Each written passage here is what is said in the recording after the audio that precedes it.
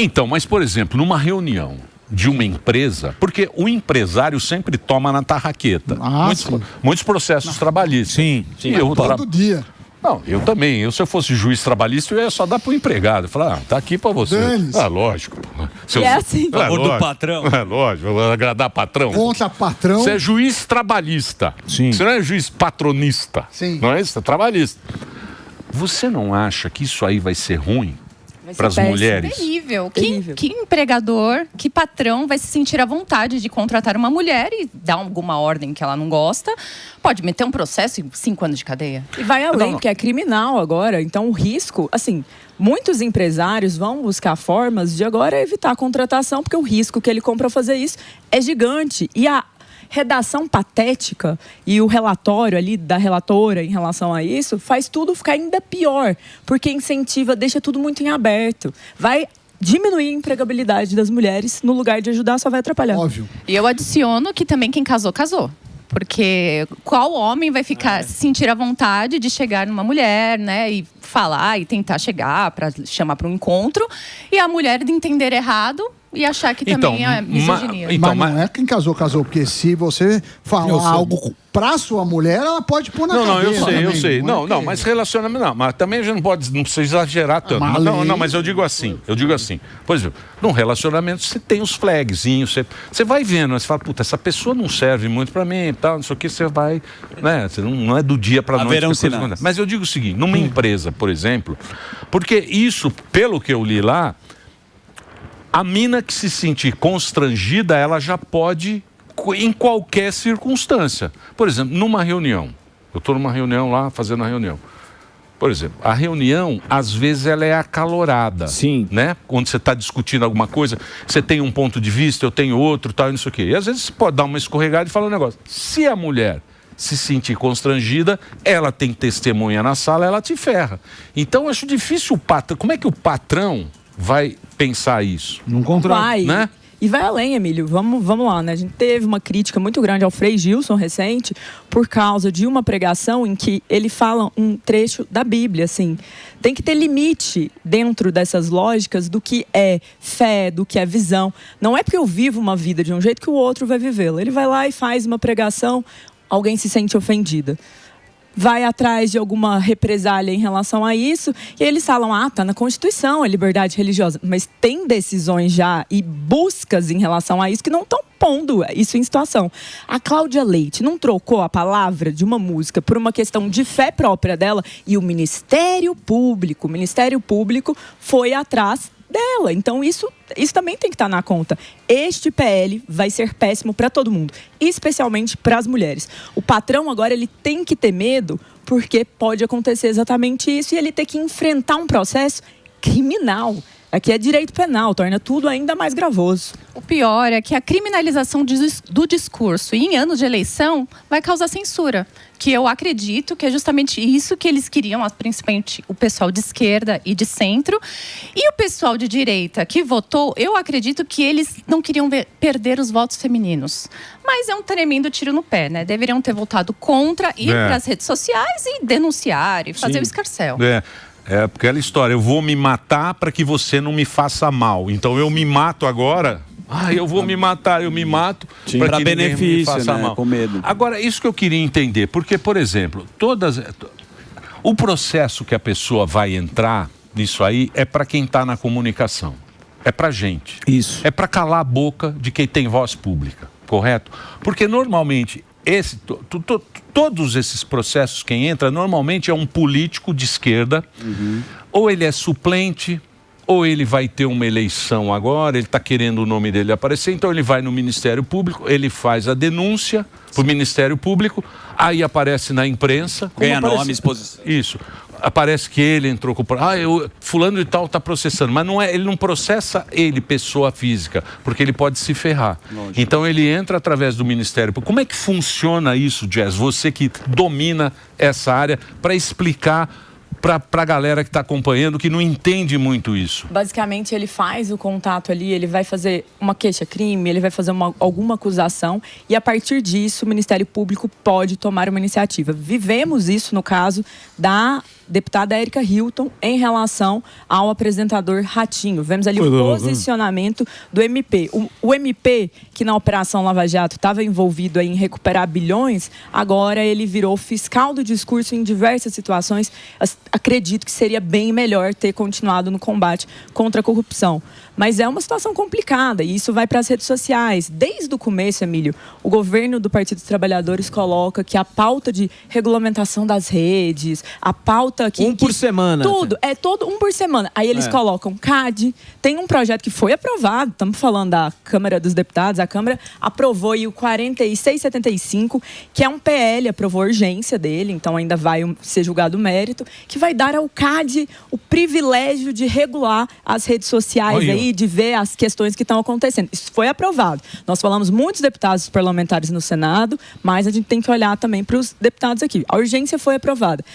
O CAD validou a compra do BRB pelo Banco Master.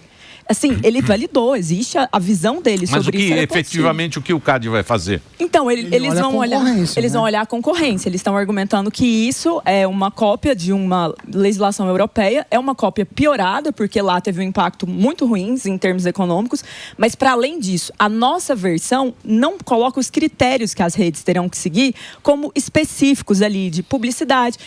E vai ser criado um novo órgão dentro do CAD, nomeado pelo presidente Lula, que vai escolher nesse momento, se já entrar em vigor.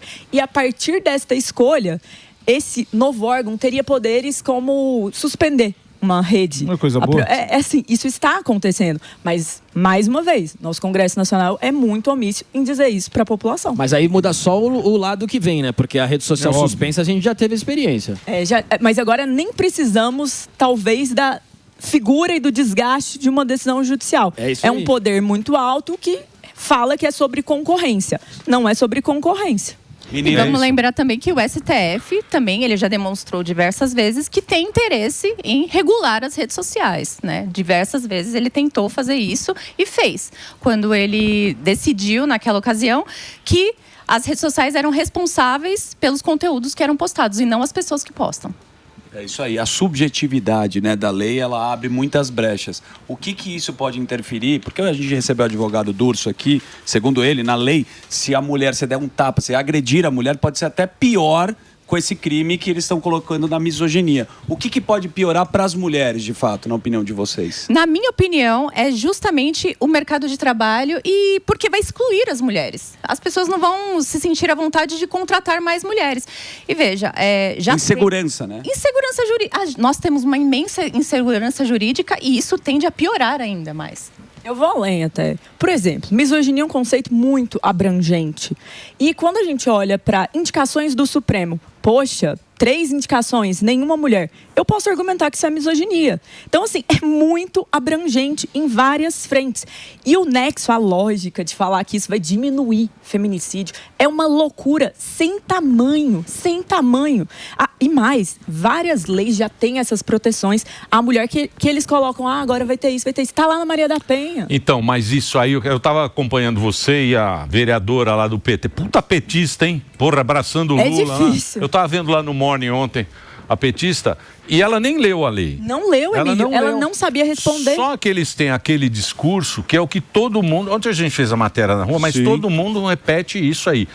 Mas o feminicídio, porque toda hora tem notícia de feminicídio, feminicídio. Tem essa propaganda. E aí o que ela fala? Ela fala o seguinte, se você falar, mulher, aquilo que o Jornal Nacional usou como exemplo, né? Você tá nervosa hoje? Você tá de TPM? Aí ela fala o seguinte, tá vendo só? É assim que começa. Isso. Começa numa brincadeirinha e termina você apunhalando a mulher. É muita cara de pau. É muita cara de pau. A dimensão que o cara coloca numa coisa que você fala pra alguém, que você tá ali na coisa. É uma sacanagem, né, bicho? Você citou um exemplo bom, né, Emílio, que elas estão falando aqui. É no mercado de trabalho. Quando você precisa dar resultado, você vai estar numa discussão, né? Lá, numa discussão de criação, ou da tua empresa. Daí eu falo assim, a mulher agora, e ela vai perder o quê? A fala, que é o que estão lutando, né? Não, e isso é horrível em várias frentes. Mulheres sabem que às vezes na TPM vai ficar mais sensível, vai ficar mais irritável. E aí, eu sou mulher, eu não posso falar isso.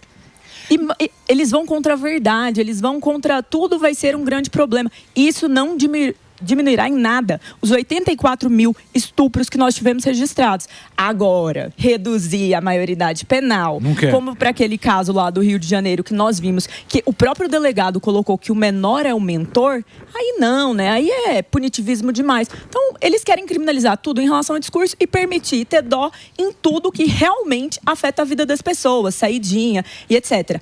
E os políticos, né? Os políticos de esquerda, muitos têm declarações horrorosas em relação às mulheres. O próprio presidente da República. E aí? É misoginia, não é? Tá ridícula essa situação. Mas e aí as direitas feministas? Por exemplo, a Damares, a Michele Bolsonex. É tudo feminista. Onde está? É tudo dessa... Não é? E onde é está? tudo dessas leis. Inclusive, a proposta de lei é feita por um... Não é Damares. Não é Damares. É um cara do PL, se não me engano. Eu sei, mas a Damares é de direita, correto? Sim. O cara de direita é de direita. Sim. Ele tem que... A primeira coisa é a liberdade de expressão. Ele tem que pegar o projeto e falar, ó, Claro. isso aqui, tal, a gente vai ser contra e tchau, pessoal. Então, mas o que explica a direita ter votado a favor desse projeto em anos de eleição? Na minha visão, é justamente com medo de perder os votos femininos. Eles têm medo de perder os votos femininos, mas assim, no meu lugar de fala, eu não acho que é isso. Eu acho que tem muita mulher que está irritada com isso. A gente não precisa de ser tão podada às vezes, sabe? É quase como se a gente fosse um negocinho ali, vamos cuidar. Mas aonde precisa cuidar? Na segurança pública, na situação de violência sexual, em várias e várias situações. E mais uma vez, este governo falou com as mulheres, teve todo um discurso. O Bolsonaro odiava mulheres, o Bolsonaro isso. Pessoal, temos apenas uma ministra no Supremo Tribunal Federal, que é uma mulher.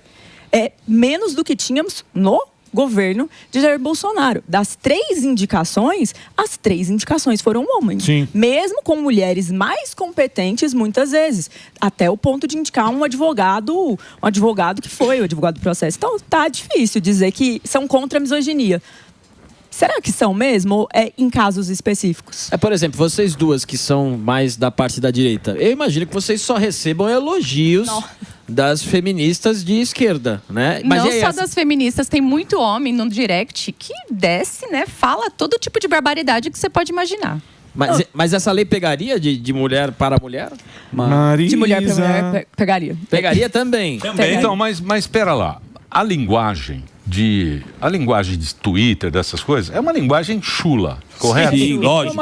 É uma linguagem que isso aí não é na vida informal, real. é informal. Não, a vida real não tem essa linguagem. Ali é uma, sei lá o que é aquilo lá, é uma coisa meio maluca, não é isso? Não é na vida real. As pessoas estão sensibilizadas com isso. Mas, por exemplo, aqui, lá no Morning Show, né, teve aquela influencer, a esquerdogata. Ela apareceu, eu ri de uma piada que era, ela não é gata. Não achar alguém bonito deve ser um direito seu. Acredito eu que ainda não existe essa obrigação legal. Ela foi lá, fez um vídeo pedindo pra bater, um monte de gente foi me chamar de fraquejada. E aí? Não é misoginia se for com uma mulher de direita? Então, com mulher de direita pode chamar de burra, com mulher de direita pode fazer o que for. Agora, quando é com outras, aí tem uma reação totalmente diferente, assim. É muito ridícula, é muita hipocrisia. O foco, muitas pessoas falaram que o foco era criminalizar o discurso de Red Pill, que é as pessoas, né, os homens que não gostam de mulheres, que evitam mulheres, e tem esse discurso, eles não praticam nenhum tipo de violência física, mas eles têm um discurso anti-mulheres, e era justamente criminalizar esse tipo de coisa.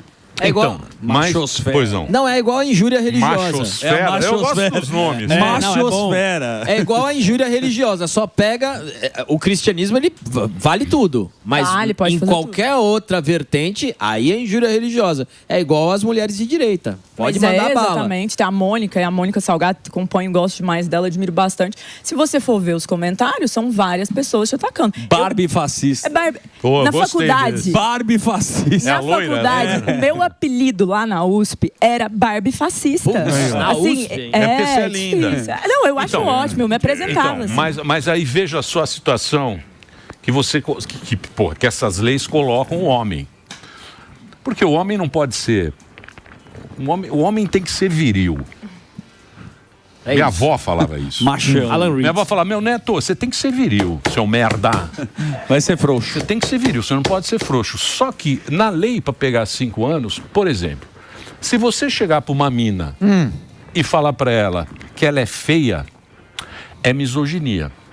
Porém, se você chegar para ela e falar você é linda, é assédio. Você chama do quê? Então, o cara tá fudido. Não tem saída. Porque ele não tem saída. Não pode, é pra calar a boca do cidadãozinho. Por isso que Olha não, o que vocês Eu fizeram. quero ver o que vai acontecer com as músicas. Com as músicas. Culpa do Zuzu aí. não pode ter Você esse entendeu? tipo de censura, porque Você entendeu, a Delari? liberdade de expressão tem que Mas vai reinar, transar. gente. Não pode ter nenhum tipo de impedimento de falar alguma coisa. Palavras não machucam. Palavras são só palavras. Tem que ter... A verdadeira liberdade de expressão é também a liberdade de você ofender.